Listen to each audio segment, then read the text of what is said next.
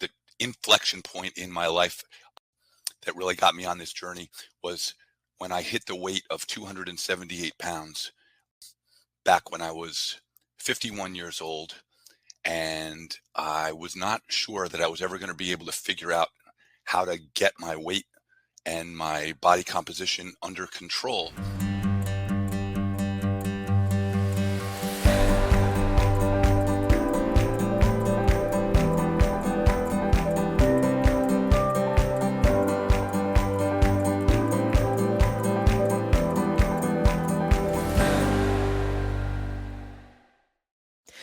At 51 years old, Chris Cornell found himself weighing 278 pounds, struggling to regain control of his health and fitness.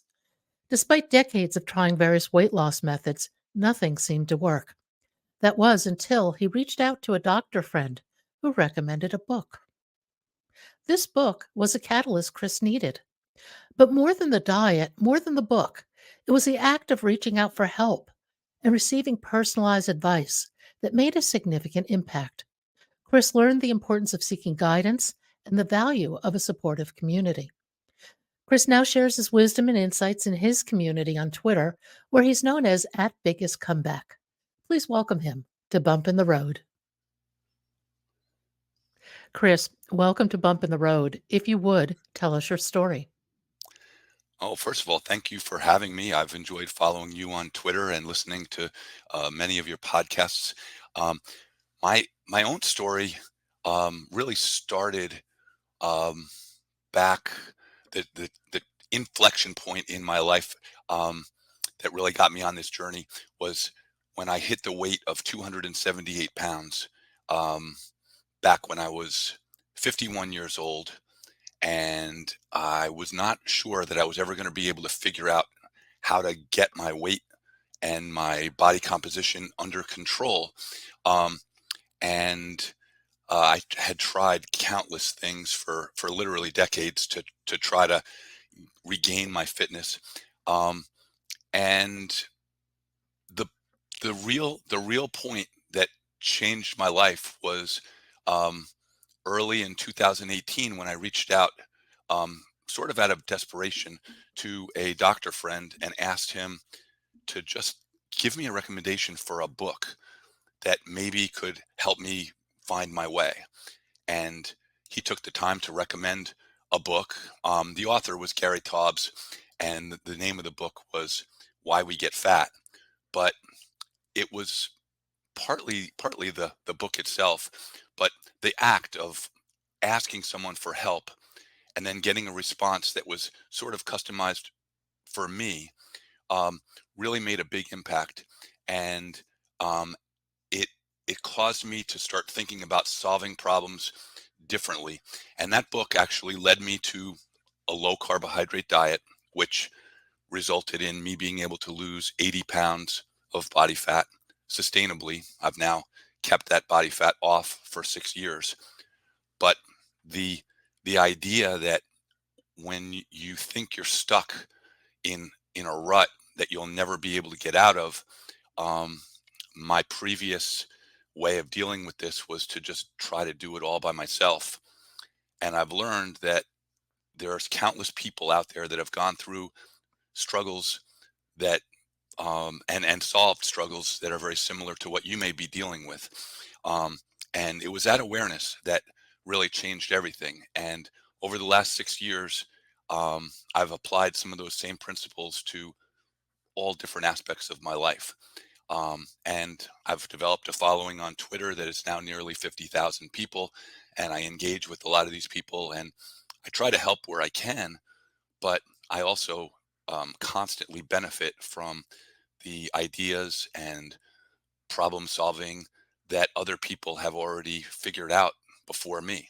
So that's a quick uh, you know assessment of where I've been, and I've used some of um, these ideas and strategies that I've incorporated into my life to deal with other challenges. And one particular striking challenge for me was in 2018, October of 2018, when I was diagnosed with cancer.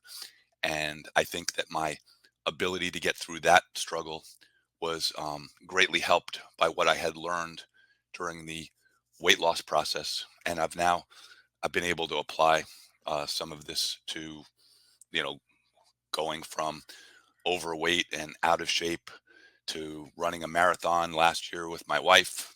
Neither one of us had ever dreamed of doing anything of that magnitude.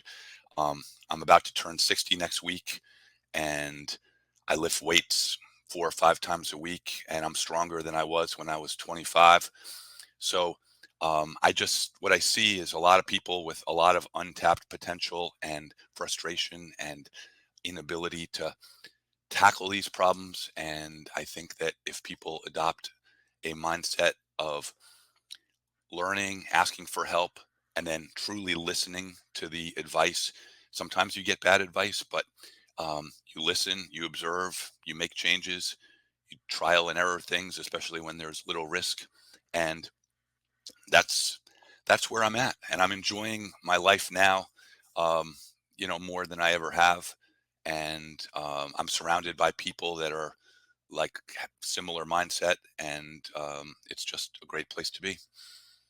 I think the point about reaching out is really important. That's one that took me a long time to learn that. And I think that connecting with people of a like mind is an amazing energizer in terms of moving your own life forward.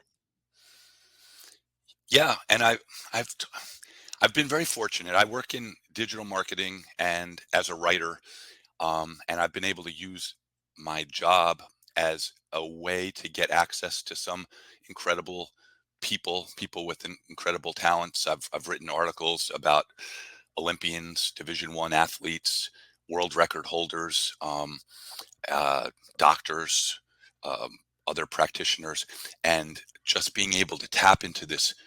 But I've also learned that even people without that type of a job can access these people on Twitter or Instagram. They can ask questions, and overall, people are, they're interested in helping other people when they can. A lot of people are, and um, if you ask questions, and then the important thing is, a lot of people ask questions and then they don't really listen to the response, or they don't it's easy to ask a question. It's a little harder to try to incorporate the advice into your life and give it a fair shake. Um, but if you're willing to do a little trial and error and um, do a little bit of work, there are solutions for almost every problem. How do you tackle a problem as large as major weight loss? Are there steps? What worked for you and what didn't? That's a great question.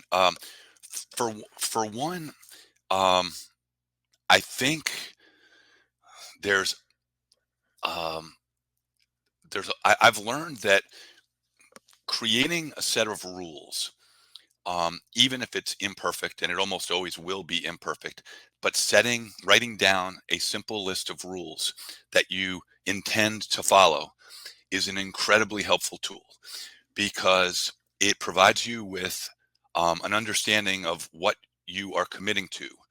And so if you're going to say, do, um, you know, remove added sugar, refined carbohydrates, and say something like vegetable oils from your diet. If you actually write it down, you can then reassess at the end of a week or a month. Have you been actually following those rules? And then you can also write down the results that you're seeing. And if if you create a set of rules and you do it for a month, and your results are not what you're hoping for, there's really only two answers.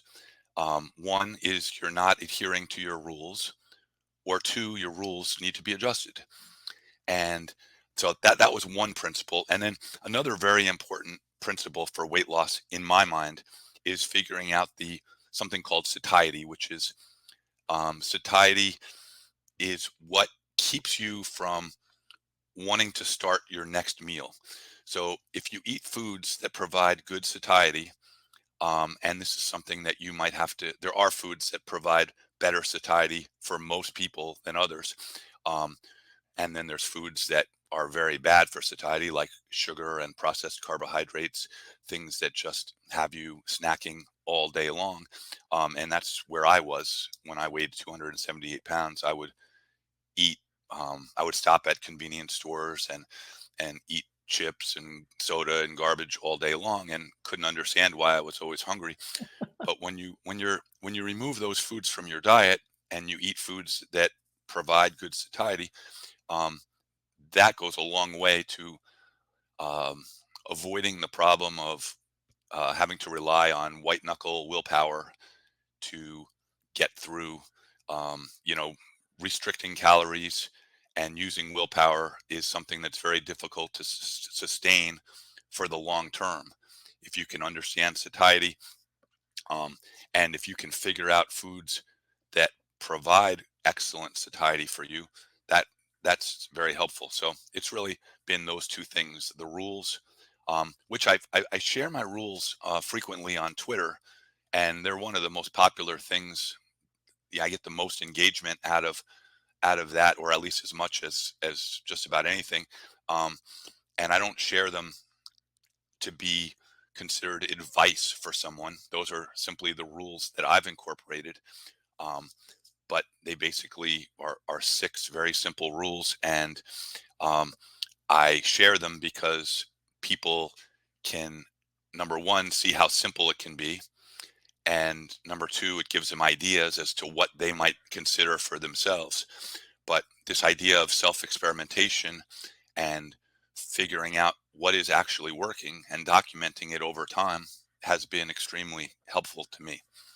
What are your 6 rules? Well, the rule number one is I don't eat after 9 o'clock p.m. Mhm. Rule number two is I don't eat before 12 noon.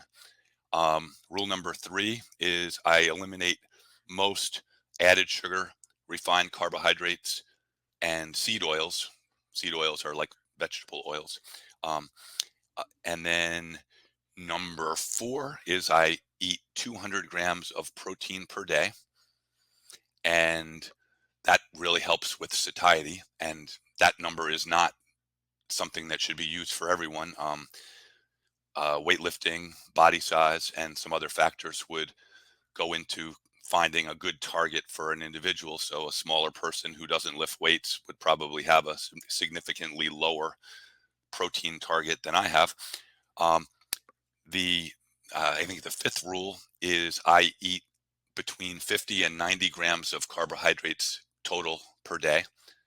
And then the final rule is I keep high protein, uh, satiety producing foods on hand at all times.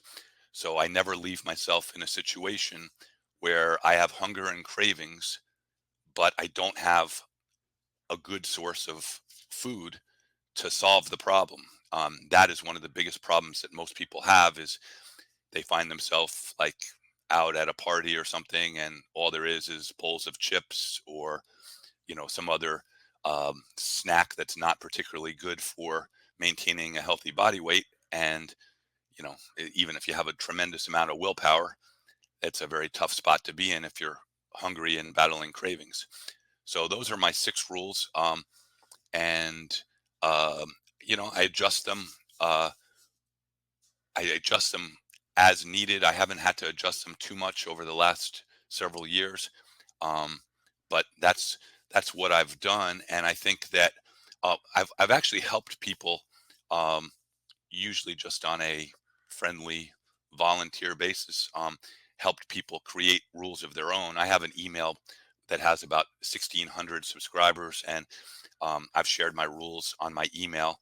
Um, and people oftentimes will email me and ask me for help on creating their own rules, and I do that happily. It's not very hard to do, and it's easy to measure. You either get results or you don't. I think that most people, if they make a good faith effort to build a set of rules, will get some results, and then it's a process of tweaking and improving over time and trying to stay committed to the program.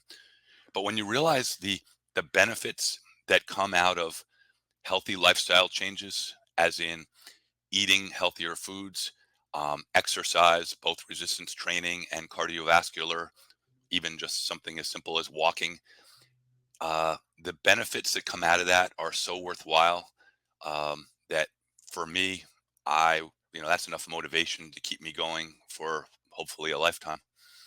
Well, were making these changes part of your daily life, was it a matter of jumping off a cliff or was it baby steps?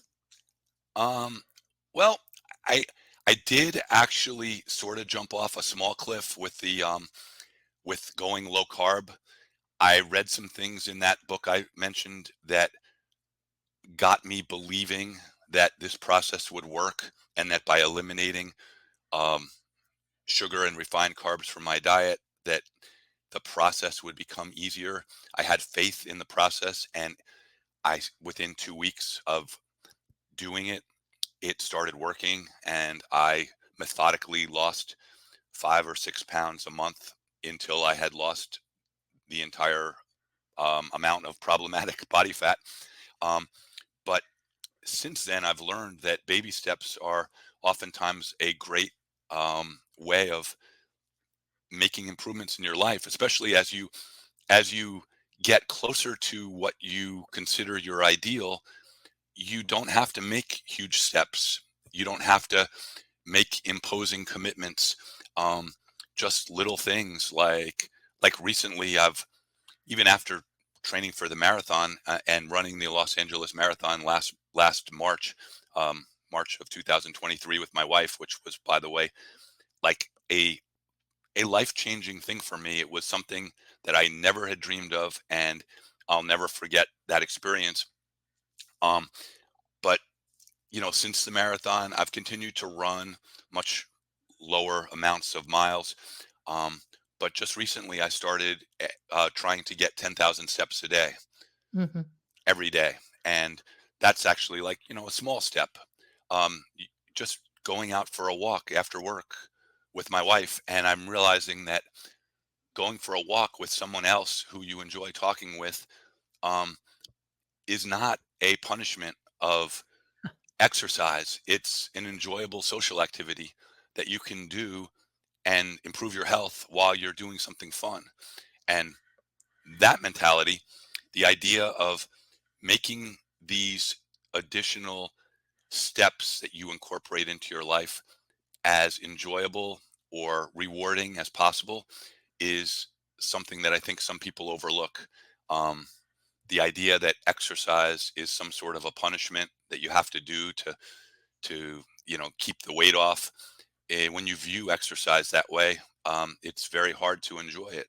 And I can remember, years of on and off going out and running 3 miles and just feeling like it was torture, and then wondering how many donuts I could eat because of the calories I burned off. And it was just an exercise in futility. And now the exercise that I do is fun and enjoyable, and it's sustainable. I've always worked out for a sport, and I don't have a sport right now. So, in picking up on a earlier theme we were talking about, I have a deal with a friend of mine. We've each committed to so many gym days a week, plus walking or whatever. And if we don't hit our goals, we owe each other $10. That's phenomenal. That's really great. Accountability is an aspect that I mean, there's dozens of ways that you can incorporate accountability into your life. Um, but that's excellent. Over the last couple of years, I've used little accountability hacks over and over. Right now, I'm doing every other day ab workouts with my daughter. Um, she developed a training program for um, developing the abdominal muscles. And even when she was in school, she just graduated, but the last 6 or 7 weeks, we would do Zoom calls every other day. And here I am combining social engagement with my daughter, which is a lot of fun, with an activity that previously I thought of as sort of a form of torture. But we had a good time, and we're both seeing improvements in our um, you know core muscles, and then there's I have people on Twitter that we use each other as accountability partners, much the same way that you described. We haven't gotten into the owing each other $10 yet, but that sounds like a It's good very idea. motivating. Yeah, I think that's excellent. I mean, knowing that there's someone that's sort of counting on you, or you're counting on them, is a very strong motivator for a lot of people. And then once you get going, you start to develop like a streak. You don't want to give that up. If you've done it for 3 weeks, you're like, well, now I've invested in this. I'm seeing some results.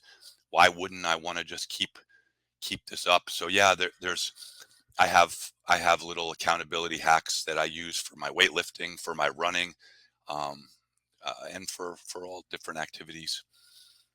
You had a diagnosis of head and neck cancer.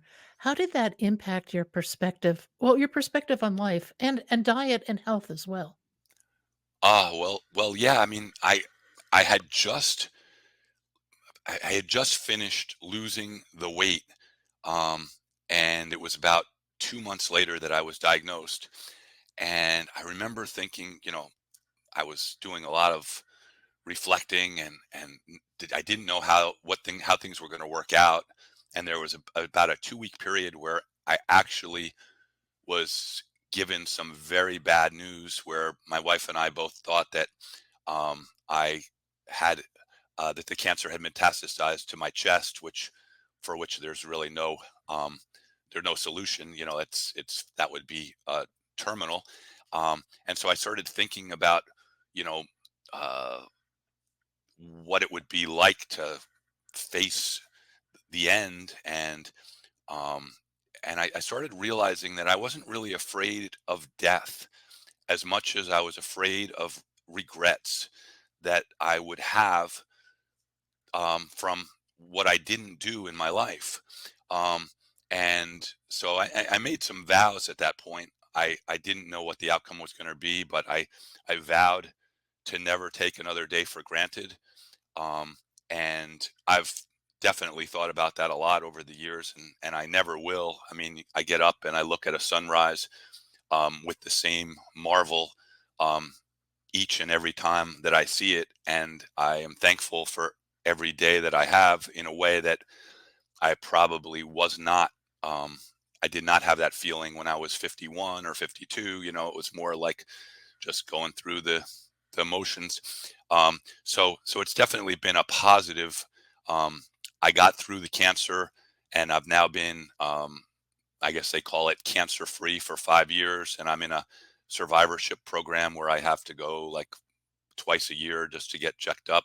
But um, but I'm very grateful for the way things worked out for me. But I definitely think about life in a much different way than I used to. Um, and so I don't know. Did I answer your question there? Yeah, no, interestingly, I went through 6 years of on again, off again treatment for lymphoma, and, the highs and lows, the scanxiety, you can imagine the whole thing. But interestingly, what came out of it for me, and people think this is a little wacky, but was an intense sense of joy that I actually bring to every day, and it has not diminished or gone away. And I think it's because it makes you stop, really stop, strip away the superfluous, and decide what does matter. And I know for me, one of the things that matters is beauty. I'm very visual. I see beauty in nature, for example, and that brings me great joy. And I think that's an amazing addition to one's outlook on life. I agree completely. And I was just thinking about this earlier.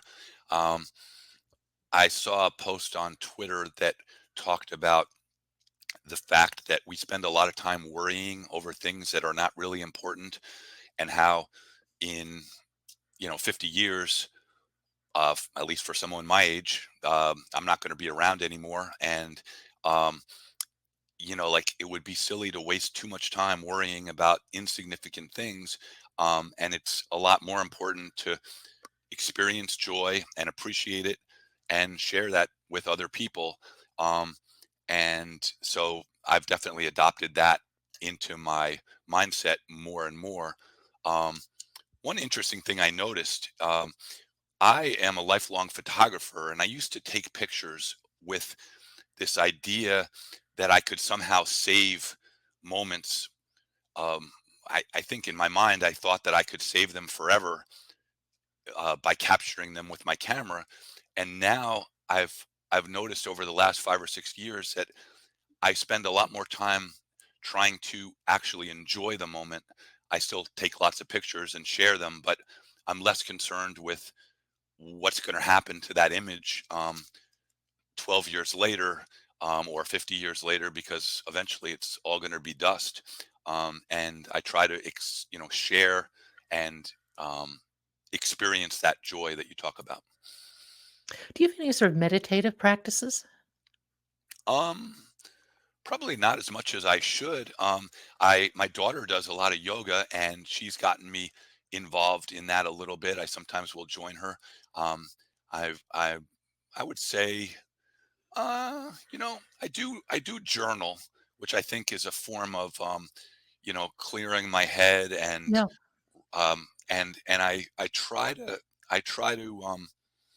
uh we talked about gratitude.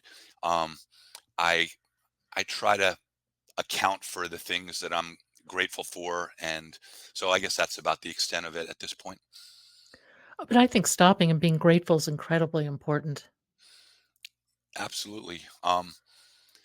Yeah, it's we're all blessed, and I think a lot of us um, don't spend enough time thinking about those blessings and how to make the most of them. I mean, some people are unfortunately faced with great challenges, but most of us could improve our situation if we devoted um, the right amount of effort and learning to try to maximize what we have. And it's a shame to waste our potential. So I spend a lot of time thinking about that and trying to figure out where possible how I can help others um, do the same. Going through cancer, I changed my diet, got rid of all the I didn't have that much processed food to begin with, but got rid of anything vaguely unhealthy and, started exploring a lot more in terms of vegetables and things like that. And I came to the conclusion that if people would take one new good healthy food a week and just try it 2 or 3 times. If you don't like it, you never have to see it again. But what if you like it? In 6 months, if you adopt 50% of those new foods, so that's 26 weeks, 50% would be 13 new foods. You have changed your diet because you're naturally gonna push out a lot of the bad, quote, unquote, "unhealthy" foods. And I think that, combined with some conscious effort, and the effort means getting out of your comfort zone, which is really hard for people.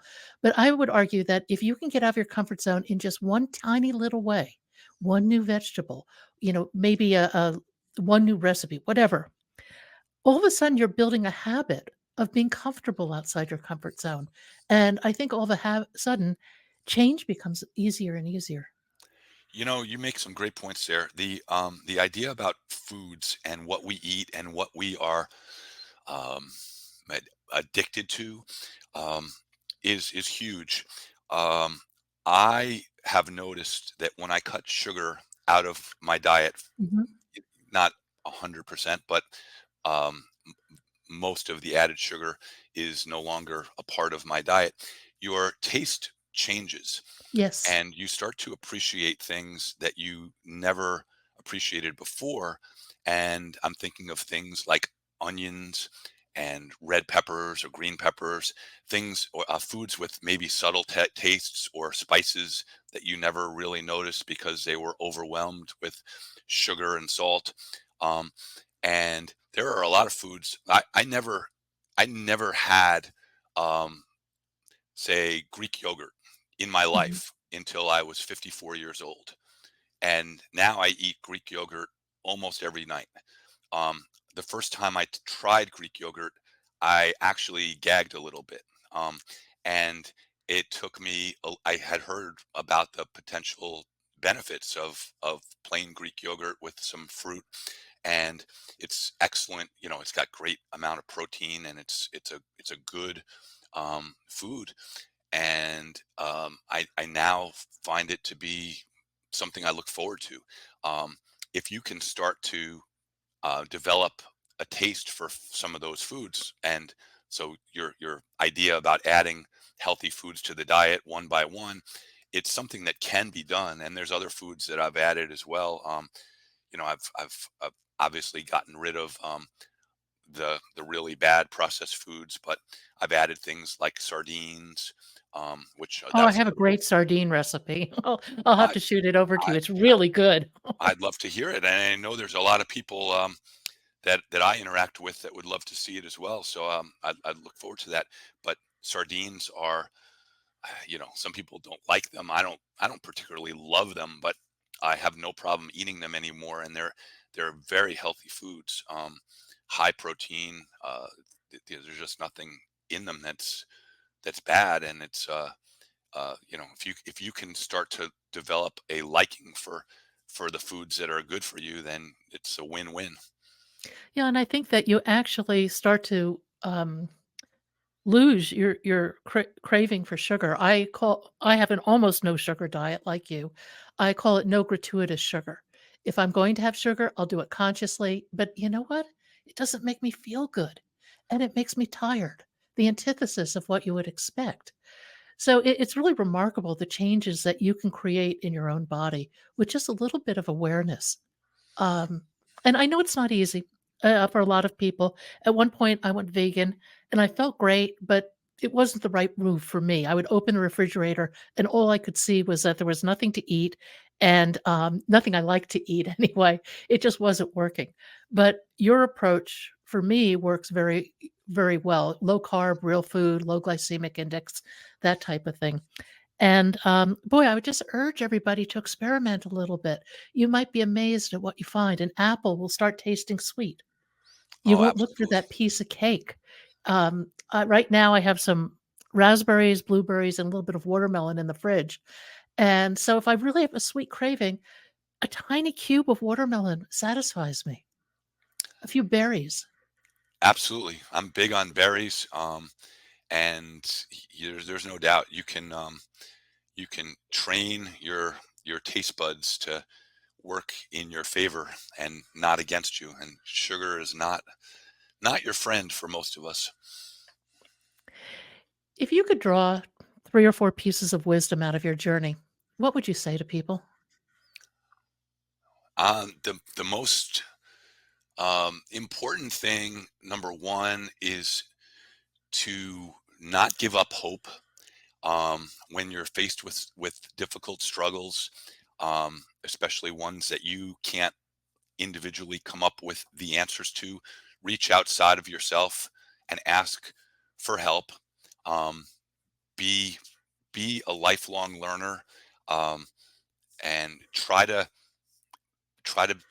adopt a mentality of experimentation, especially when that experimentation doesn't carry a lot of risk. Most of the things that I'm talking about are lifestyle changes, like what you eat, the exercise that you do. These are not risky things that you can't experiment with without, like assuming that you're in reasonable condition to go out for a walk or something, which most of us are. Don't start training for a marathon on day one, but take reasonable steps and incorporate them into your life. Try to develop um, a way of holding yourself accountable. I'm big on writing things down and observing changes, and then continuing to tweak. This journey doesn't have an end date. Like when you incorporate changes into your life for the purpose of improving your health, quality of life, body composition, it's not like you're you're trying to accomplish X by August 23rd. This is a lifelong journey. So incorporate these changes with the mindset that you're going to continue to tweak and improve, and then just continue to do that for the rest of your life. That's really and develop a network of people.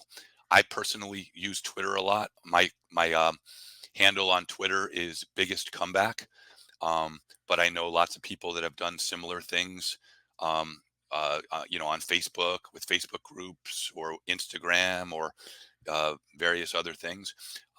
But surround yourself with people that are doing things that you would like to do. And that is one of the most important things. If you surround yourself with people that all have bad habits and uh, don't like to uh, do things that are healthy, you're probably going to, you know, incorporate their habits into your life, and that's not productive for you. So surround yourself with the people that are doing the things that you'd like to emulate.